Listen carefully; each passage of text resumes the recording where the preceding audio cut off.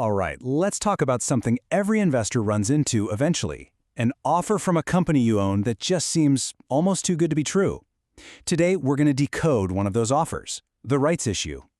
Now, that might sound super technical or even a little intimidating, but trust me, by the end of this, you'll know exactly what's going on and how to play your cards right. So let's just jump right in.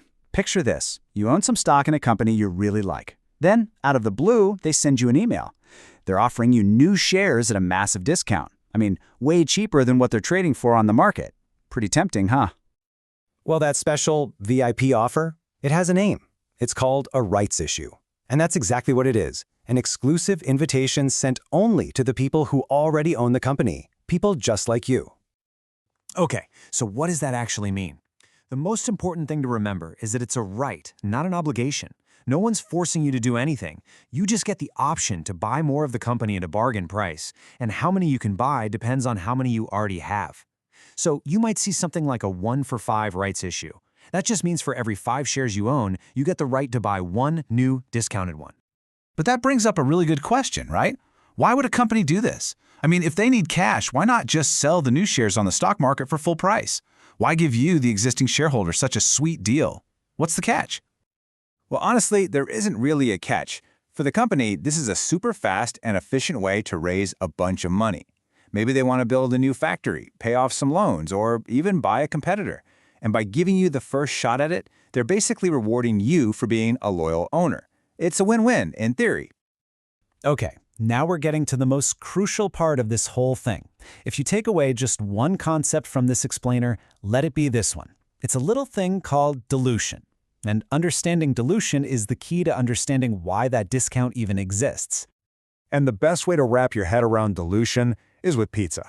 Seriously. Imagine the entire company is one big pizza.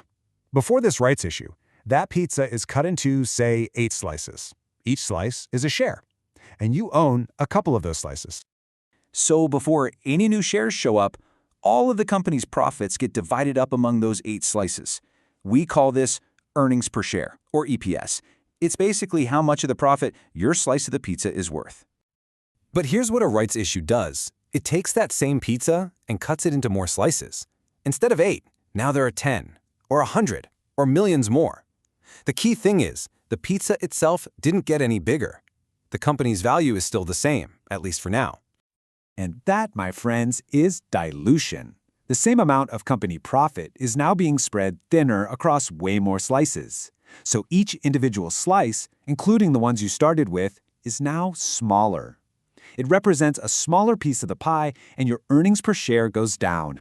So, that notification about the rights issue lands in your inbox. You're now standing at a crossroads. You have a decision to make. And don't worry, you've got 3, and only 3, very clear paths you can choose from.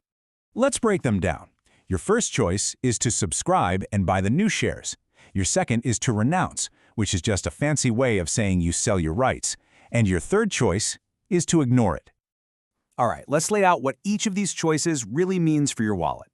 If you subscribe, you put in some cash, you get the discounted shares, and boom, your slice of the pizza stays the same size. You're not diluted. If you renounce, you sell your rights to someone else on the stock market.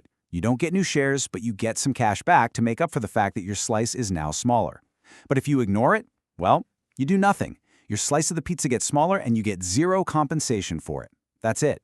That's why doing nothing is almost always the worst possible option. So the big question is, how do you decide which path to take? Well, to make a smart, confident move, you need a roadmap. And that roadmap is all about timing. You've got to pay super close attention to a few key dates. And listen, these dates are absolutely critical. First is the record date. That's the day the company takes a snapshot to see who actually owns shares and gets the offer. Then there's the ex-rights date. This is when the stock starts trading without the right attached, so you'll usually see the price drop a bit. Then you have the rights trading period. This is your limited window to sell or renounce your rights.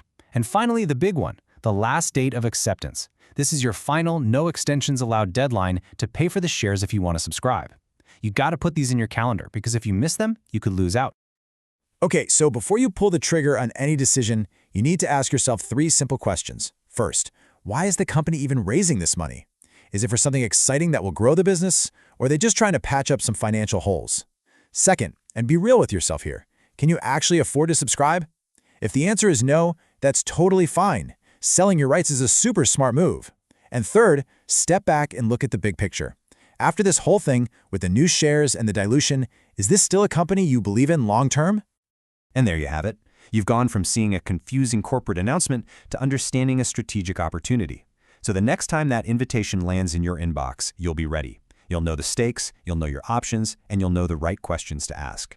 So, what will your move be?